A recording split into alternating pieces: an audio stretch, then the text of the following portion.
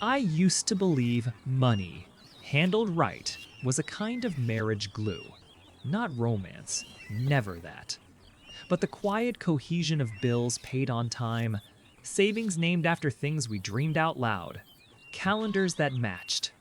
I work as a systems auditor for a mid-sized manufacturing company in Denver. My brain lives in spreadsheets and flowcharts that tell honest stories if you look at them long enough. My wife, Talia, was the opposite of a ledger. She sparkled. She taught yoga in the mornings, sold staging packages to realtors in the afternoons, and had a laugh that could make the worst Tuesday feel like a holiday. We were 5 years in. We had a townhouse in Sloan's Lake with a balcony just big enough for 2 chairs and a grill I pretended to understand. We had a savings folder called Crested Butte Cabin, Someday, and another called Kid Fund, even though we weren't there yet. I thought we were building. The first wrong note was so reasonable I nearly apologized to it. A Target card arrived in the mail with both our names on it. Talia said, "They must have pre-approved us when I bought towels." She cut the card in half theatrically and tossed it, so I let the little ping of unease dissolve in the performance. 2 weeks later, I found a hard inquiry on my credit report for a store I've never shopped. Designer Shoe Warehouse, and a line of credit opened the same day in my name. When I asked, Talia rolled her eyes. "The cashier said I could save 20%, babe!" I closed it right away. She kissed me and told me I was so good with the boring stuff, and I put my annoyance in the same drawer as the Target scissors. I should say this early. Colorado is a one-party consent state. I know that because my brain, when scared, grabs statutes like a handrail. Months later, when people asked how I had recordings, screenshots, folders labeled with dates, I told them the truth.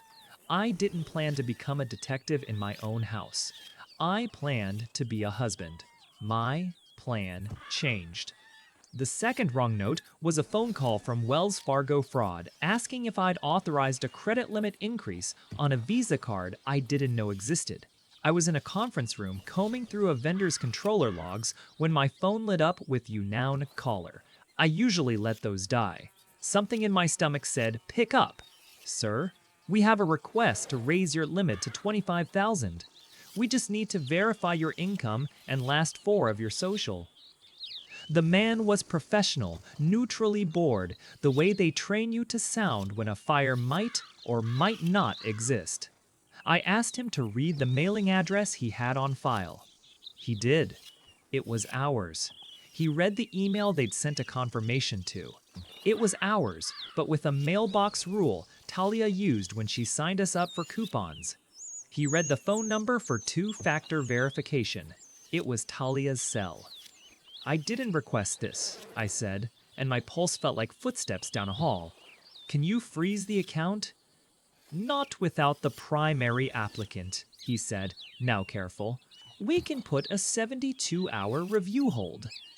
I thanked him, hung up, and walked outside into a parking lot so bright it made me squint. I called Talia. "Hey, baby," she said, with the voice she reserves for speakerphone charm. I stepped away from the building into the wind. "Did you open a Wells card in my name?"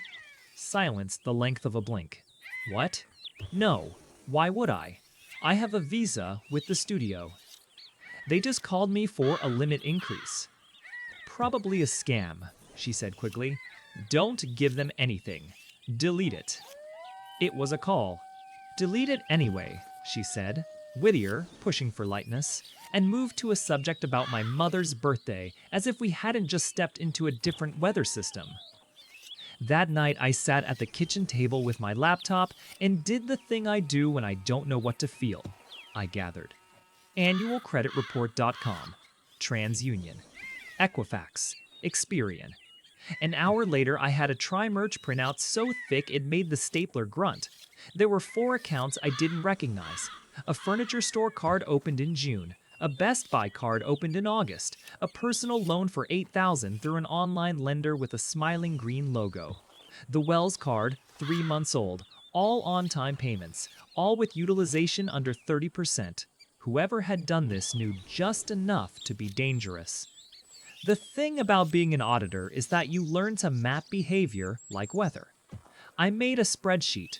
I listed the accounts, dates, credit limits, minimum payments, and the addresses used. I added columns for IP address on application where available. Some lenders list it in the confirmation email if you know where to look, and for device fingerprints if the portal logged it. The IP addresses were ours. The device? An iPhone. The email used? A variant of ours with a dot moved around. The phone number? Talia's. I didn't accuse her. You don't accuse a wind, you watch which way it blows. I checked our safe. Our passports were there. Social security cards were there. My social mind was out of its sleeve. I put it back with the ceremony of a person resetting a trap that was never supposed to be set in his house. Talia was in our bedroom doing a Peloton yoga flow when I walked in. She finished a breath, rolled onto her hip, and smiled. "You look intense," she said, wiping sweat from her neck with the hem of a shirt she'd stolen from me. "Have you used my social for anything?" I asked. She sat cross-legged and tilted her head. "You're going to have to be more specific. A store card, a personal loan, anything." Her face flickered offense, then calculation, then the mask. "If I did, it would be to help us," she said with the exact cadence of an excuse that thinks it's a reason. "You're always saying cash flow matters. I'm smoothing. The staging business is lumpy. The studio is slow in winter. You like knowing all the bills get paid on the first. I like you not worrying. Why are we fighting about this?" Because we was being used like a crowbar. Because the numbers told a story that didn't end with helping us. I did not say those sentences. I said, we can fix cash flow without new credit. "Oh my God," she said, smirking. "You're making me feel like I did something illegal. You opened accounts in my name without telling me." "Which I'm your wife," she said. And there it was, the noun used like a key. We're the same team. So bureaucratic, Evan. My God. You're going to put the romance in a filing cabinet. I could feel us moving into a fight we'd have 100 times with different nouns if we let it. I said, we need to sit with an advisor and call Wells. "I'll handle Wells," she said quickly. "No," I said calmly. "I will." She stood, kissed my cheek, and said, "You're sexy when you're controlling." And I felt something inside me throw up a hand and ask for a map. I put a fraud alert on my file that night, a gentle flag that asks lenders to verify more thoroughly. It's a courtesy, not a lock. I froze my credit, which is a lock, and made sure my phone number and email were primary on every banking relationship I owned. I printed our statement from the joint checking account. I marked recurring charges I recognized. I circled two. I didn't. Lyft rides at odd hours in a boutique hotel in Rhino that bills with a name designed to look like a wine bar. The hotel, when I called, didn't give details. "We respect guest privacy," the woman said, sweet as tea and made of glass. I said I understood, thanked her, and hung up. Later, when Talia showered, I pulled up Apple Wallet on the iPad we keep in the kitchen and found a card labeled Talia Slate. She had added it to Apple Pay 2 months ago. Her default card for Lyft and Uber was not our joint card. It was the Slate. The receipts lived in her email. I opened her email because she had saved the password on the family device for grocery list convenience. A risky, small, domestic trust I never thought I'd weaponize. I hated myself going in. There it was. A lift to Union Station at 6:18 a.m. 6 rides to an address in Golden One recognized. Colfax near Table Mountain, always at dawn or at dusk. The boutique hotel charge, 2 nights, Deluxe King. An email from a travel site confirming a romantic mountain weekend in Aspen for October. The exact weekend she'd told me she was going to a yoga retreat in Buena Vista with her friend Marnie. The travel site email had 2 names attached to the itinerary, hers, and a man named Reese. I didn't know a Reese. I knew a Reese, a cousin of her friend. I knew a Chris, not Reese. The confirmation included a phone number with a 720 Denver area code. It took me 5 minutes to find a Reese with that number on Instagram, private account, profile photo in front of a lifted Tacoma with a rooftop tent. The geotags placed him in all the same mountain towns Talia had been retreating to for 2 months. One photo caught him in a mirror at a gym that wasn't mine, hand on a woman's hip who was neither cropped nor blurred. The hand matched a photo Talia had texted me weeks ago. Look at this weird bruise from pigeon pose with a fingerprint like a smudge on her skin. I don't know how to describe the feeling without cliches. It wasn't a stab. It was a slow rotation, like someone turning down the lights in a room I still needed to see in. Anger came, but after. Before anger, the auditor in me kept making columns. Credit accounts, rideshare routes, hotel confirmations, shell companies. The shell company was called Bluebird Home Collective, LLC. I found it because my name was on the Secretary of State's site as a signer for our townhouse deed, and another filing popped up in the search results with Talia's name. Registered agent, a mailbox store in Cherry Creek. Organizer, a paralegal firm with a name like a smile. Members, Talia Halpern, 51%. Rice Abramson, 49%. I sat with the screen for a long time. Then I started printing again. 3 days later, I was late to a meeting, and my phone buzzed with an 800 number I knew too well. The online lender with the green logo. Mr. Halpern, we're calling to confirm your application for a consolidation loan at $42,000. I asked the woman to read me the bank account the funds would be deposited to once verified. She read our joint. I asked the mailing address for the welcome packet. She read the co-working space Talia sometimes used for her staging design consults. My stomach did not lurch. It sat with its hands folded, polite. Please cancel the application, I said. I didn't make it. She hesitated. We're required to accept withdrawals from the applicant of record. Then flag it for fraud, I said. You have my social. You have my voice. Consider this your record. That night, Talia came home breathless with outrage. Do you know how embarrassing it is to have a lender call and say the loan is canceled? You're making me look like an amateur. Good, I said. Even then, I was surprised I could produce the word without shaking. Her chin came up. I'm consolidating to lower our monthly. We talked about this. We didn't. Fine, she said, backpedaling. I talked about it to you. She opened the fridge, took out a seltzer, and let the can hiss an alibi into the room. You're controlling, Evan. You need to breathe. We're getting married to our spreadsheets. We're budgeting so we can live, I said. There's a difference. She closed the fridge, leaned against it in a pose I recognized from 100 ads for casual athletic wear, and changed tactics. I think we should take space, she said, airy and dead. You've been intense. She touched my chest like she was pitying where the intensity lived. I've been feeling smothered. You're planning to divorce me, I said. You're opening lines in my name to stage your lifestyle. You formed an LLC with your boyfriend to move assets before you file. If you want space, use the alley. The word boyfriend made her flinch like a hand had come out of the wall. For a second, I saw something I recognized. Fear, shame, an animal taste of consequence. Then it was gone. She reached for the righteous tone, the one she used when the HOA tried to fine us for the planter box. Don't you dare call me a thief, she said. This house is half mine. Half mine, I said. Not half mine and half my name. She fired one more shot. Maybe I'll file first then.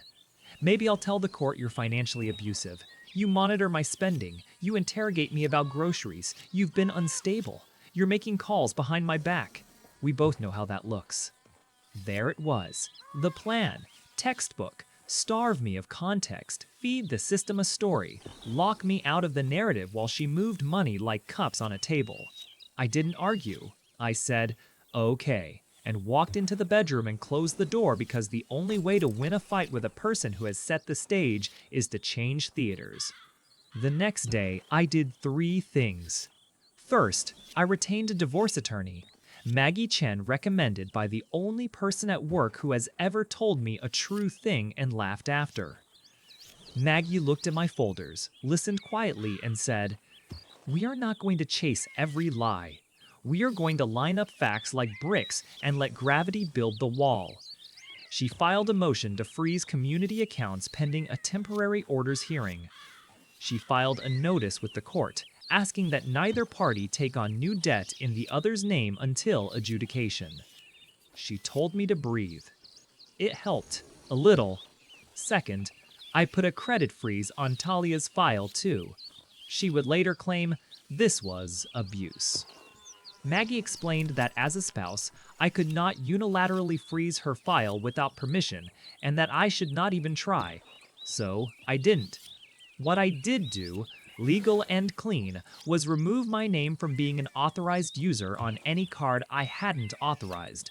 I closed the joint line of credit at the bank we used for house projects. I separated my direct deposit, opened a new checking in just my name, rerouted every auto pay to it that belonged to me, car, phone, insurance, and left just enough in the joint to avoid overdraft charges.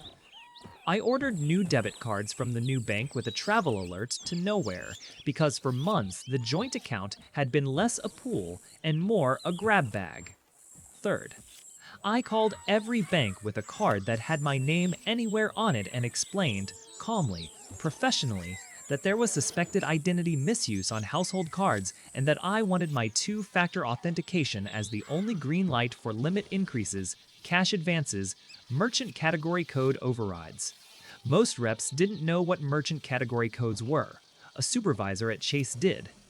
"We can put a temporary block on high-risk categories if that would help," he said. I didn't ask for a list. I gave him one: hotels, airlines, jewelry, luxury retail. "You can always call to override," he said. "We'll text you a code." Good. "You're preparing for a storm," Maggie said when I forwarded her the changes. Good. Prepare for a storm. I didn't tell Talia any of this. Stories die when you tell them too soon. I just kept collecting. I found an Airbnb booking for Aspen Ridge Cabin for 2 nights in late October, the same weekend as the Buena Vista yoga thing. Again, confirmed on her Gmail with the secondary email CC'd that wasn't one of ours. The secondary was Riz Plose at Proton Mail. She had chosen privacy. She had chosen a man who knows how to choose privacy. The calendar invite included a note: check-in 4 p.m., code 2376. Dinner at Meat and Cheese at 7. Hike Smugglers next day. Pack thermals. I opened our weather app and set Aspen as a favorite because petty sometimes feels like preparation. Highs in the 40s, lows in the 20s, cardio in the cold. I waited. It's not heroic to wait. It felt like standing in a field watching a funnel form and deciding which way to run. Talia became nicer than she'd been in months. She texted me memes about auditors making jokes only other auditors laugh at. She made me eggs on a Tuesday. She took a long shower at 6 a.m. The morning she said she'd be heading out early with Marnie and came out smelling like a perfume she didn't wear for me. If there's a word for that smell, it's the one my grandmother used for certain flowers: heady. At noon, she texted, "Made it. Service spotty. Love you," and attached a photo of a yoga mat on a wood floor with a window facing pines. It could have been anywhere in Colorado. I texted a thumbs up, then stood at the kitchen island and looked at my phone like it would give me permission. At 3:55 p.m., I was parked 2 blocks from the Airbnb on a street with a name that sounded like someone wrote Aspen in cursive and let the pen wander. I am not proud of this. Maggie would call it pointless, but I had to see the shape of it once, in daylight without imagination. The cabin was pretty. Of course it was. High windows, little string lights around the porch, a sled leaning against the wall like a magazine spread. At 4008, a Tacoma pulled up, lifted, rooftop tent. Reese got out first, tall, mountain lean, expensive flannel. Talia got out second in a beanie I'd never seen and a jacket I had. I bought it last winter. They kissed like people who had been kissing for long enough to forget where their hands were. Reese tried the keypad and laughed when he got it wrong. She corrected him with a finger and they disappeared inside. I went back to my car and texted Maggie, commencing Operation Silence. She replied with a gavel emoji, which made me laugh in a dry, painful way that felt like medicine. Here is what Operation Silence looked like. Earlier that day, I had moved the joint checking balance into a separate escrow account Maggie had set up for household bills with both our names on it and a requirement for 2 signatures for any withdrawals. I had already shifted my direct deposit. I had closed the HELOC draw feature Talia had asked the bank about on a recorded line for training and quality purposes that will outlast us all. I had lowered hard limits on any card with my SSN on it to $100 a day without call-in override. I had paused Apple Pay on her devices for any cards I was the owner of. I had removed her as an authorized user on my Amex. I had not touched the cards solely in her name. I am not a monster. I am a man who understands boundaries. At 4:2000 p.m., I called the Airbnb host and told her there might be a problem with the primary card on the reservation, and that if she saw a decline and wanted a backup card on file for incidentals, she should call the number on the reservation. At 4033, a charge from Meat and Cheese hit the pre-auth feed at Chase. I let it pend. At 4036, a trial hotel auth from a luxury spa in town pinged the system. Blocked. At 4041, Lyft. Blocked. At 4045, a call from a number I recognized as Talia's ignored. At 4047, I did not answer. The point was not to strand her physically. The point was to allow an ecosystem of choices to talk back. Banks don't moralize. They approve or decline. For once, I wanted something in her life to say no before I had to. Reese called me from a number I didn't have saved, which is funny to me now because the masculine assumption that a man can negotiate with another man over a woman is older than all of us. "Hey bro," he said, like we were on a softball team. "Cards are glitching. You good to help us out for a sec?" I hung up. 10 minutes later, a text from Talia. "Evan, I'm in Aspen. It's freezing. The Airbnb needs a card for incidentals. Mine is glitching. Can you help for one night? Please." Then, trying a tone, I'm sorry for surprising you. Please." I took a photo of the escrow account screen with the words, "2 signatures required," and sent it to her.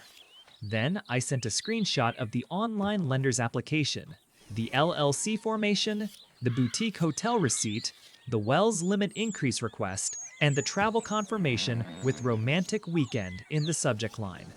No commentary, just nouns. She called. I let it ring. Then I texted, "Eat the food you paid for in the car before you got here. The rest is on you and your partner. We'll talk Monday at Maggie Chen's office with a court reporter present. The locks will be changed by then. A box with your essentials will be on the porch." She wrote back, "You're cruel." I put the phone face down on the passenger seat and watched my breath ghost the windshield. My hands shook, then stopped. A group of 20-somethings walked past my car carrying skis, laughing like a sound effect. I drove back to Denver that night without music.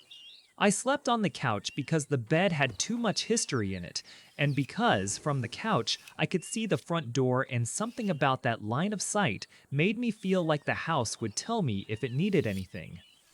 In the morning, I made coffee, poured it into the only mug Talia never loved, the one from a free vendor conference with a bad logo, and sat down with my list titled Monday. At the top, in block letters, police report for identity theft. Maggie had told me to wait until I had enough in a folder that a detective wouldn't roll his eyes. I had enough. Under that, freeze my check systems and my Innovis, because banks look there when they decide what kind of customer you are. Under that, change all my passwords, including the useless ones, because rituals matter. Under that, pull camera logs for our doorbell and the backdoor sensor for the last 6 months, print the heat maps, and bring them to Maggie in a binder. No court can accuse. At 9:07 a.m., the doorbell rang. I checked the camera. It was Talia. She stood on the step with her hood up and her hands jammed into her jacket. She looked smaller without her words. I didn't answer. Sometimes, silence is not cruelty. It's a new boundary you learn in a night. My phone buzzed with a voicemail notification from a number I didn't know. Then another. Then a third. I pressed play. My mother. Reese. A woman from a number that spelled the name of Talia's paralegal firm if you squinted. I didn't listen to any of them. I closed my eyes and tried to remember the last morning we ate eggs and the pan didn't feel like a witness. The second half of the story begins the way good audits do, with a walkthrough, a stack of exhibits, signatures where affidavits ask for truth, and a room that finally speaks in numbers nobody can pretend to mishear. But before that, a locksmith, a new bank card arriving via overnight, a man who makes lists, learning the difference between control and clarity, and choosing clarity like oxygen. By Monday morning, the house felt like a new country where I spoke the language and the doors recognized my key. The locksmith left me a little bag with the old cylinders rattling like bones. I kept them because keeping is my reflex, even when what you have isn't useful anymore. I made coffee, opened my notebook, and moved down the list. The first stop was the police station. The desk sergeant had a face like winter and the patience of a man who handles 100 small tragedies before lunch. I set the folder on the counter and said the sentence. I'd practice so it would come out clean. My spouse opened consumer credit in my name without consent. Here are the accounts, application timestamps, IP logs, device IDs, card statements, and a call record with a financial institution. He asked if I had given my social to my wife willingly at any point. I said, we share a safe. He nodded in a way that says, the world is messy and the statute doesn't care. He took my affidavit. He gave me a case number. He showed me where to sign. When the pen left the paper, the story changed tenure. It wasn't just mine now, it belonged to a file. From there, Maggie's office. The conference room was designed to calm clients. Glass, plants that looked expensive, a carafe of water that could make a man forgive 1,000 wrongs. Maggie wore black like it's a uniform for people who hold other people's chaos safely. Her paralegal, Liza, had already tabbed my exhibits as if she'd lived inside my brain and organized the parts I was too tired to label. You're going to hear versions, Maggie said, flipping to a page in her legal pad where she'd written 4 phrases. Financial abuse, coercive control, weaponized accounting, retaliatory lockouts. We do not insult the words. They exist for a reason. We respect them and hand the court facts. A knock. Talia walked in with a woman in a navy suit whose shoes said boutique and whose lips said television. Talia didn't sit. She hovered, looking at me like I'd moved her furniture. You changed the locks, she said. I changed the locks, I said. Her lawyer introduced herself as Nira Polk and smiled with just the right amount of hostility to be professional. The court reporter took her seat and tested her machine. Maggie asked the reporter to swear us. Talia's hand shook as she lifted it. Mine didn't, which surprised me. Maggie leaned forward. We're here for a Rule 16 conference and to set temporary orders, she said. We're also prepared to stipulate to non-dissipation of assets and a standstill on new debt in either party's name. She slid the stipulation across the table. My client has already frozen his file and removed himself as authorized user where he never consented in the first place. He has not, note the record, contacted any creditors on your client's sole accounts. Nira skimmed the paper with a tiny frown and then pushed back her chair an inch like she'd just realized the table wasn't made of solid oak. Your client has engaged in a pattern of financial control, she said. He monitors my client's spending, freezes accounts, denies her access to community funds, and now he's stranded her out of town. He's retaliating because she wanted to take space. Stranded? Maggie said, eyebrows up like a teacher who just discovered a student forged a note on wide-ruled paper.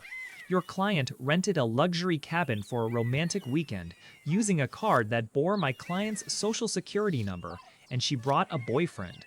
She was not stranded. She was inconvenienced by friction she created. Talia's jaw moved and then set. It was a retreat, she said, each word picked up with tweezers. A private one. The cabin was mine. Maggie slid a page to the reporter so it would be part of the transcript. Bluebird Home Collective, LLC, she said, filed August 19. Members, Talia Halpern and Reese Abramson. Purpose of company, staging and property consulting. Bank account, Bluebird, First Western Trust, ending 9714. Payments from my client's HELOC draw posted September 14, September 28. Emails show your client drafted an internal memo moving household furniture into the LLC as inventories before listing the house for sale under Bluebird's exclusive staging.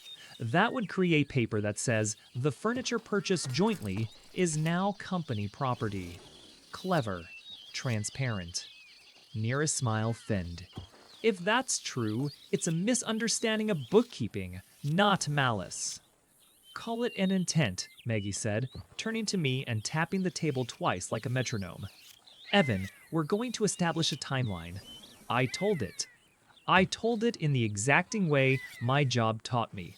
Dates, amounts, vendors, device logs. I did not say Reese's name like a curse. I said it like a label. I said Aspen once, to put a pin in the map.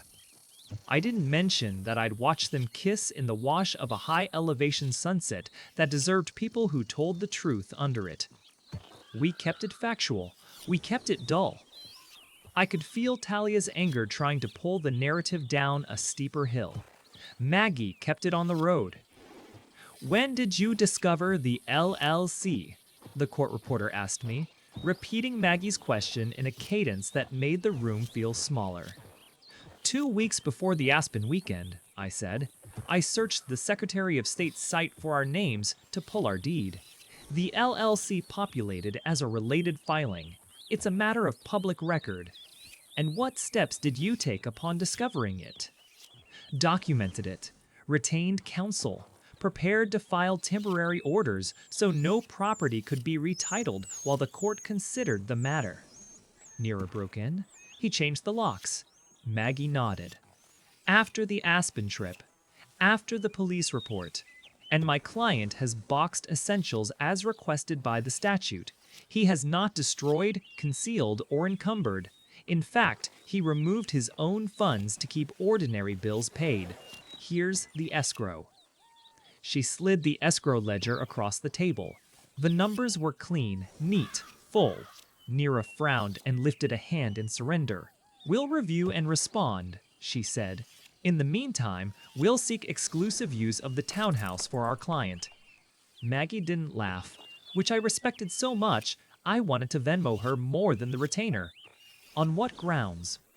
Neera glanced at Talia, who looked at her lap. Safety. My client feels unsafe. Because her cards didn't go through while she was cheating? Maggie asked sweetly. Because he won't bankroll fraud?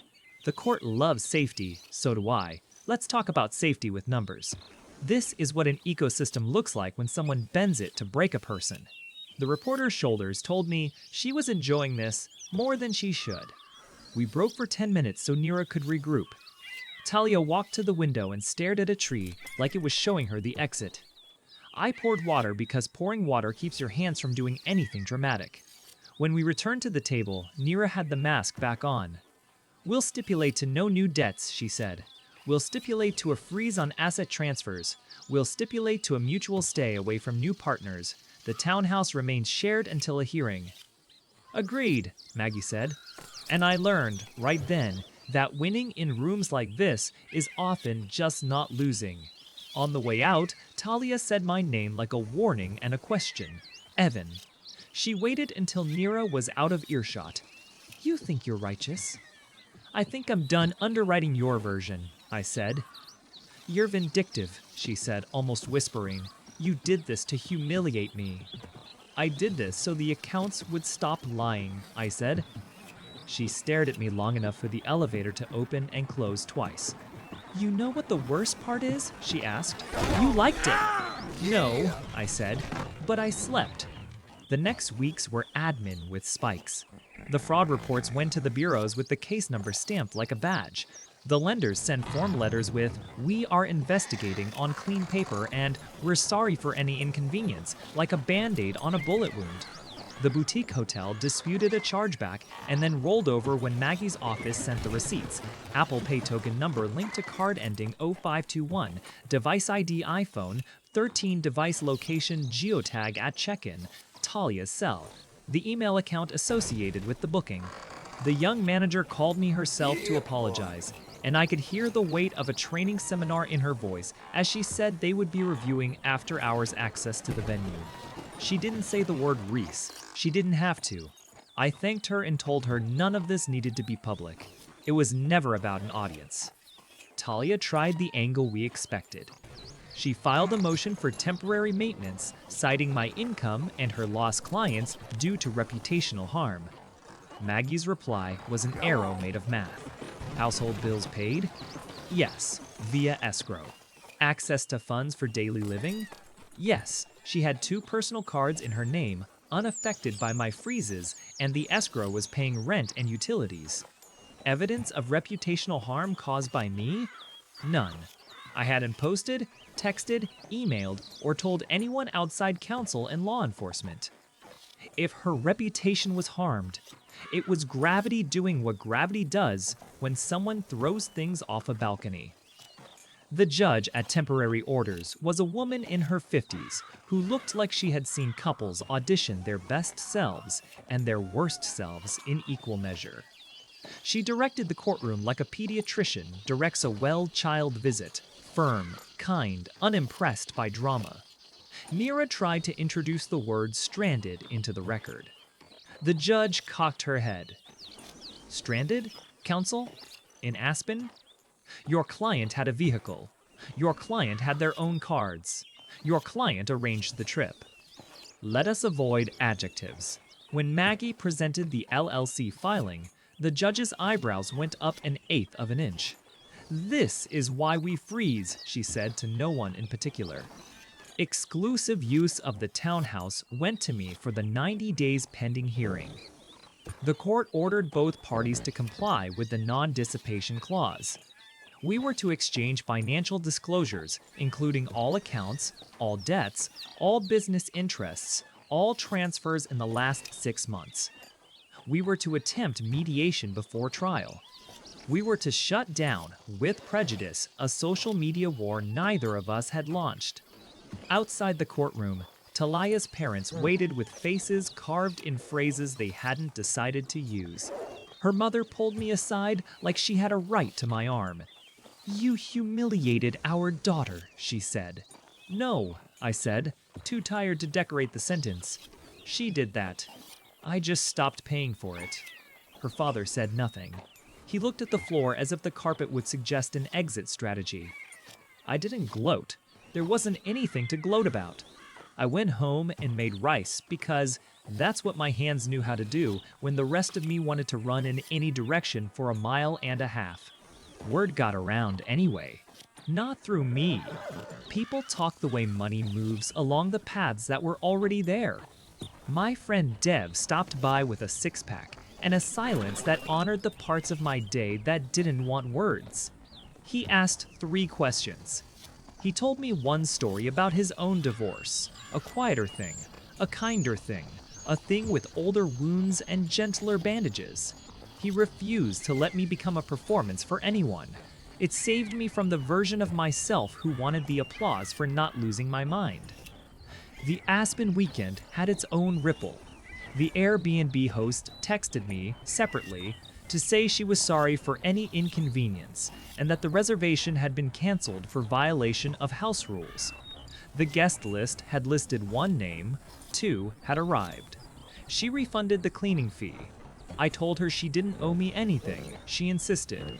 People do that when they are trying to lift a corner of a heavy thing with you. You let them. Reese tried a different tactic a week later. He came by. He didn't knock hard. He knocked like a friend. I watched him on the doorbell camera long enough to decide I didn't want his breath in my air. He wore a denim jacket like a uniform and leaned into the lens like he was flirting with a waitress. "You got your pound of flesh," he said, conversational, as if microphones weren't permanent. "You good now?" I pressed the intercom. "You will never use my property, my name, or my doorstep again," I said. "Future communications go through council." "Council," he repeated, amused, like the syllables were a foreign food he'd try once. "You gonna sue me, man?" "I am going to erase you," I said, and the sentence tasted so clean I had to put a hand on the door to feel something solid. He laughed. "You're a bookkeeper with fancy words. She's still choosing me." "I'm not choosing her," I said. He leaned in closer, eyes bright, some old sport alive in him. "You'll be back," he said. "You boring men always are. You want to be needed. She needs me." "Then buy her dinner with your own card," I said, and cut the audio. I didn't tell Maggie about that visit, and I should have. It wouldn't matter in court, but it would have mattered to the file. 2 days later, Reese DM'd me like a teenager. I screenshotted it and archived it and let it starve in silence. The disclosures brought more rot into air. Talia had taken a business advance on Bluebird, a merchant cash product with terms so predatory they might as well be engraved with teeth, and tied it to my credit by using our joint bank account as the settlement account for deposit splits. The agreement tried to put me on the hook for a company I didn't own. Maggie sent a notice of rescission and a fraud affidavit. The advance company sent me an email with words like "intent to litigate," then stopped emailing when the cop's case number appeared in the footer of Maggie's reply. You don't have to fight every war. You just have to make sure the other army knows you can count. In mediation, a woman with a calm voice and timed nods asked us to think about outcomes we could live with. She asked about the townhouse.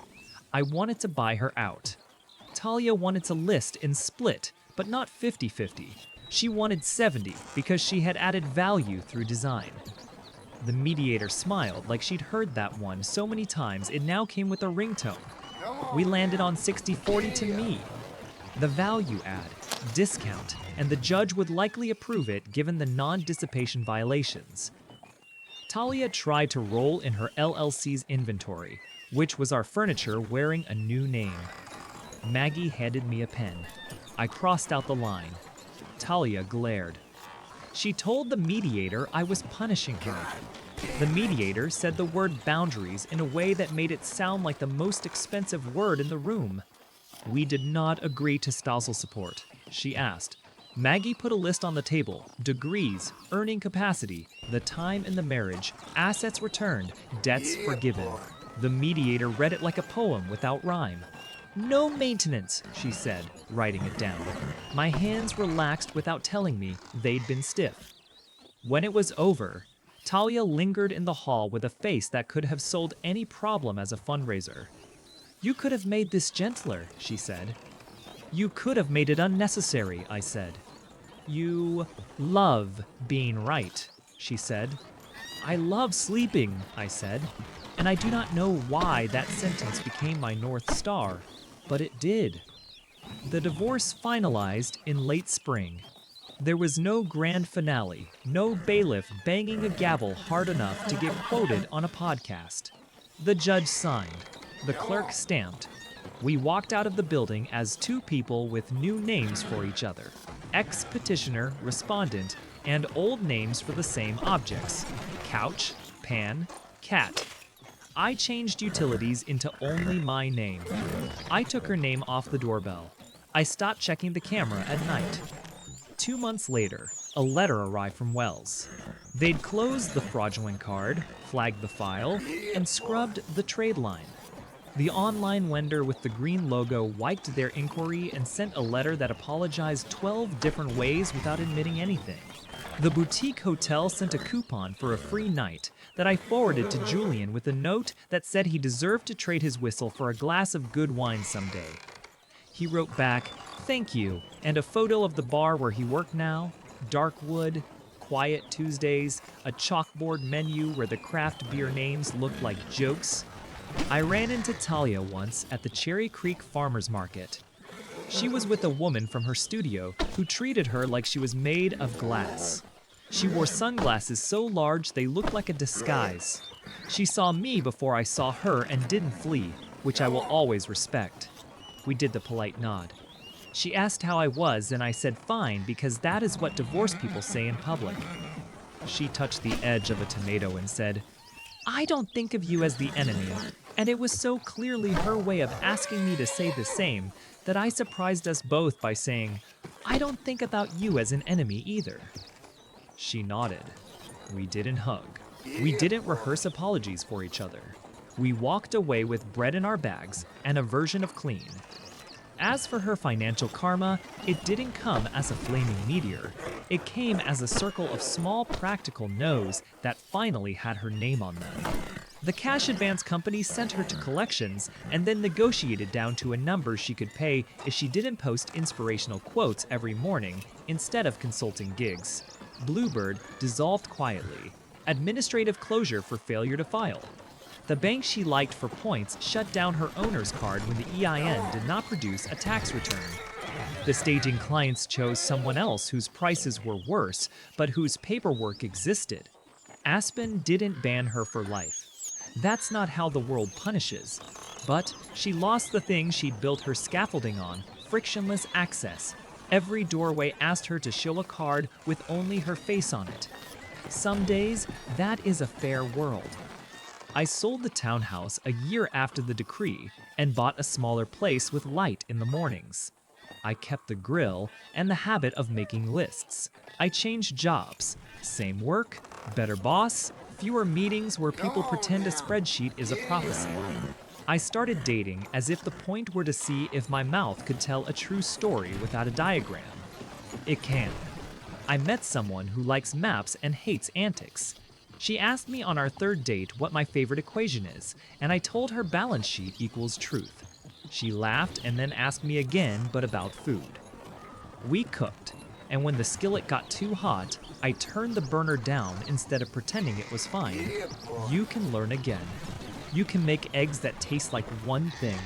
If there's a lesson in any of this that doesn't fit on a mug, it's that money is a character in your story whether you invite it to speak or not.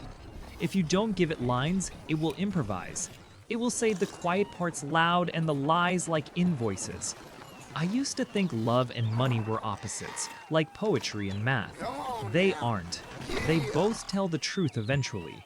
One of them does it in feelings, the other does it in feelings, the other does it in ledgers. So tell me, would you have pulled the plug quietly, or would you have let the system say no out loud in the exact moment it needed to? Would you have kept paying while someone moved your name around like a pawn? Or would you have done what I did? Audit the life, shut the leaks, and let the charges bounce where they were never supposed to land? Drop your take in the comments. If this one gave you the locked-in justice you came for, hit like so. It finds the next person counting receipts in a quiet kitchen at 2 a.m. And subscribe for more messy stories where karma doesn't kick the door in. It changes the passcode and waits.